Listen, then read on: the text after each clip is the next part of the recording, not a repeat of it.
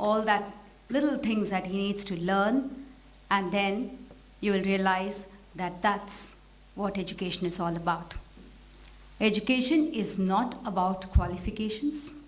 It is not about acquiring diplomas, and it's not about only employability. Employability, yes, not just employment. To me, I think education is about getting life skills in place. If life skills are in place, and that's the primary skill that we are talking about. The secondary skills that we are talking about is skills that are application-based. Can I apply the theory that I have learned to practice in life? If I can answer that question, I have taken care of secondary skills. My third point is a tertiary skills. The tertiary skills are basically vocational skills that we have been talking about for the past 45 minutes. These tertiary skills are skills that will help a child to get into a trade, get an employment. But it is a combination of the primary, the secondary, and the tertiary that would make the child grow into a young man. I use the man in common gender, and who will survive the world as we see the world. And if we have to do that, we have to ask ourselves, what are we going to do with education? And the topic very prominently says transformational practices in skills training and education. And let me take very prominently 3 keywords in that statement. 1, transformational practices. 2, skills training. 3, education. If we were putting everything together, we are talking in terms of cash. What is cash? I talk about cash not as C-A-S-H as a commoner would see it. I talk about cash as K-A-S-H, knowledge plus attitudes plus skills plus habits. If we were able to develop our children to young adults, to adults, having the right knowledge to be able to apply and use that knowledge with the right attitudes, in turn having all the required skills and each of them becoming habits, the child would turn out to be a successful person. And that's what life is all about. So one must be cash rich. Certainly, not necessarily with the C, but certainly with the K.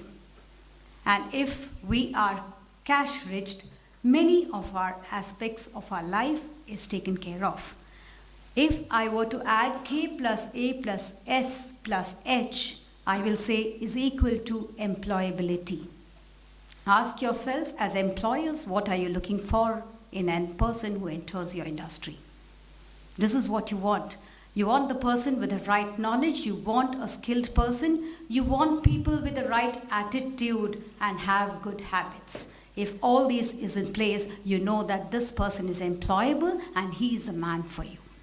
So therefore, we need to work towards that. And if I were to see education and its relevance, I'm talking about lifelong learning. Lifelong learning amounts to 7 basic survival skills that we must have. My take would be a little different because I'm seeing children as a whole growing into an adult. So that's the reason why I'm talking the way I'm trying to present to you. The 7 survival skills, the first one being communication skills. 2, a person being able to access and analyze information, which is very important, being able to discern between what needs to be taken from the information that's available and using it rightly. 3, collaborative skills. Today, a person has to be a people's man, being able to control and get people to work together. So collaborative skills are very important.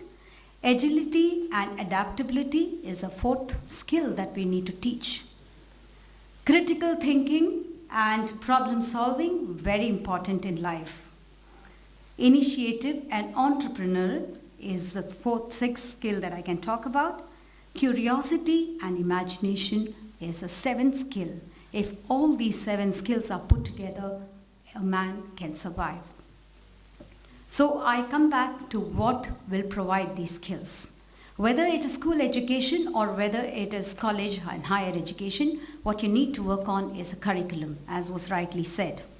A curriculum that gives every student the joy of learning, and there's an element of curiosity for him. Developing inquiring minds that would question, being able to appreciate and imagine things, and being able to create new knowledge. So if I'm able to do all this, I think there's a feeling of self-worth and being able to appreciate the worthiness of others. And I think that all these aspects have to come as a part of curriculum, not necessarily it should be about physics, chemistry, and maths.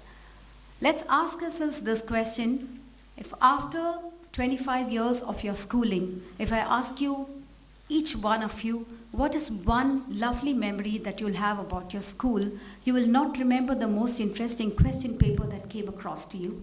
You won't remember the concept that was taught brilliantly by a teacher, but you will certainly remember the experience that you had on the stage the first time you addressed as a 5-year-old or a 7-year-old and you shivered. You would remember that experience all through your life.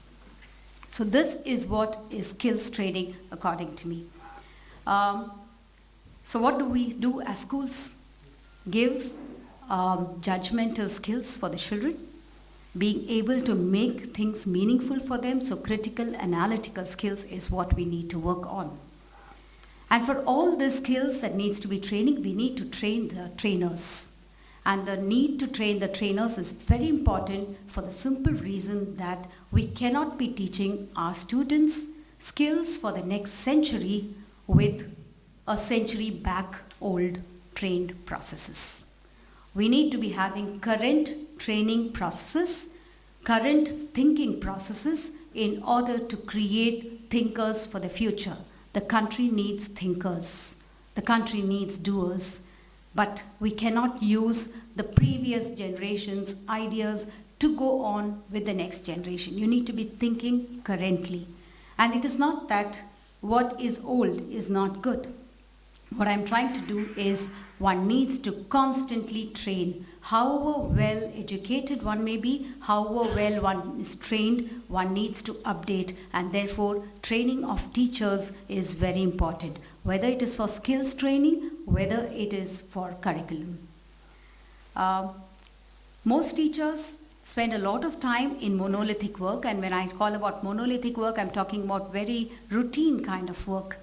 If we can give challenges across to teachers to start thinking in terms of, not thinking in terms of one size fits all, okay, kind of a classroom, or a classroom which is already almost like a fast food joint, readily available, just lift it off the shelf kind of a curriculum. If we are able to make people customize. Each child is different. Every child is distinct.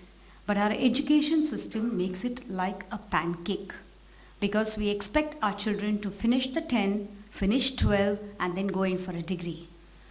It is sort of looked down upon to have a degree or a diploma in vocational training, or not just have a degree. I can speak about this personally.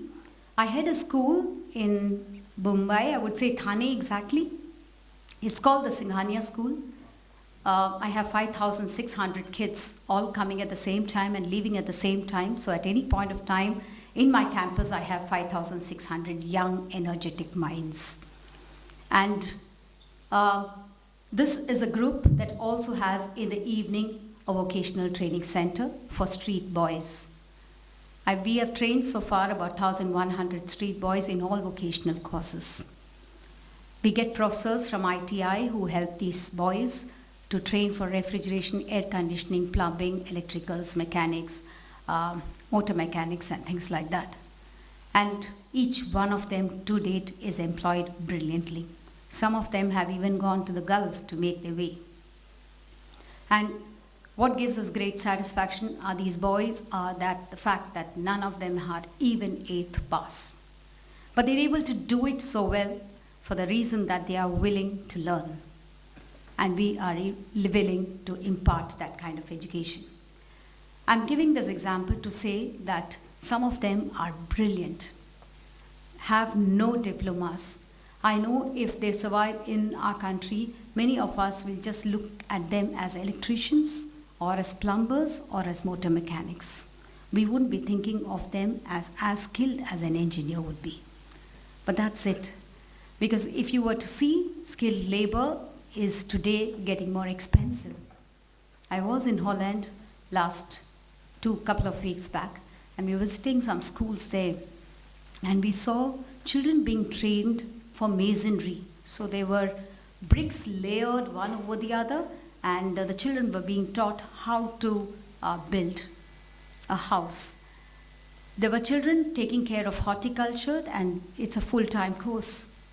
And one of the reasons that was put forward is that we don't have the next generation with any kinds of skills. And in our country, with the population being so less, we have to build our own houses. We have to take care of our own work inside the houses, and therefore it's necessary to have in our own families people who are skilled to take care of all these.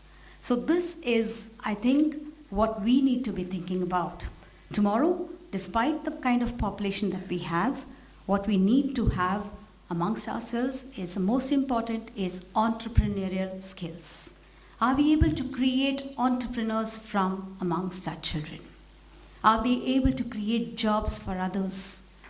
Because with this kind of population, jobs in a service industry, and as we are moving from an agrarian, we have moved to an industrial, now we have moved to a knowledge economy, and knowledge economy is basically service-oriented economy. And when there is a service-oriented economy, it doesn't promise so many opportunities.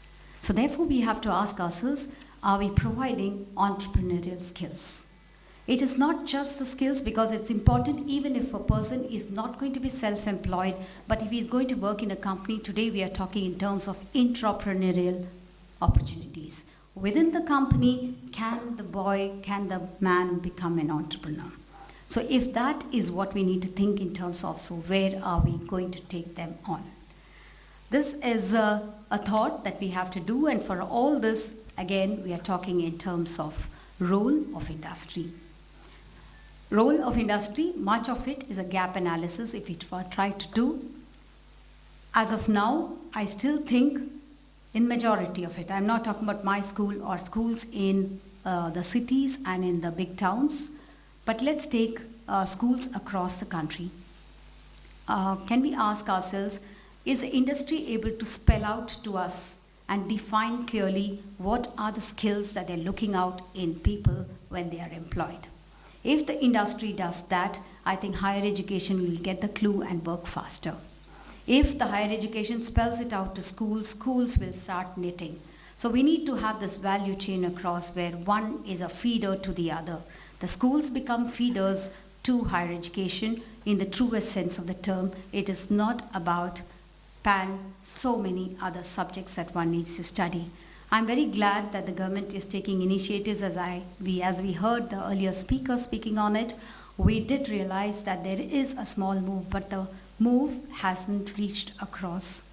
So curriculum developers are not just people who are in the policy decision making positions, are not just to take into account higher education, but must also take into account educationists from the school sector.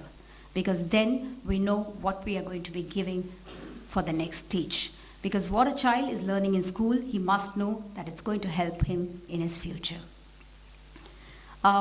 We come to the last part of it, and I would like to say that I see the school's role as very different. I think we need to make the right meaning of education in this whole process. Can I make every problem, and as abstract as it can we make it real in the classrooms? Can education itself become real, which means R-E-A-L, and if I were to elaborate, it means can I relink education and life? If I relink education and life, much of our skill and the gap that we are talking about has been bridged. We haven't seen that aspect of it. Can we think in terms of three parts of it. Immediate employment a person can get in case of not being able to study further. 2 is that immediate employability that we can think in terms of. And 3 is sustainable employment. If the three problems are in our schools, in our colleges, no one stops us. It's only in grade 10 and 12 you need to work towards what needs to be done. That's what I'm doing in my school. I don't have a curriculum and I have no textbooks till grade 5. From grade 5 and no examinations. Grade 5 to 7 I have a single textbook for all the subjects. And that textbook has no question and answers. It has no questions, it is only broad concept mapping. Teachers teach, children write question papers which are very interesting, and that comes to the next point. Unless we make our assessments and evaluation again different, we will never be able to introduce skill training in India. Because you need to think very differently. Parents need to adapt to the new concept of vocational training, because tomorrow I think that is a need of the hour. For all of this, let us understand that as partners, each one of us have to contribute towards this. By the awakening that will happen, we need to keep our minds as open as parachutes so that we can take off.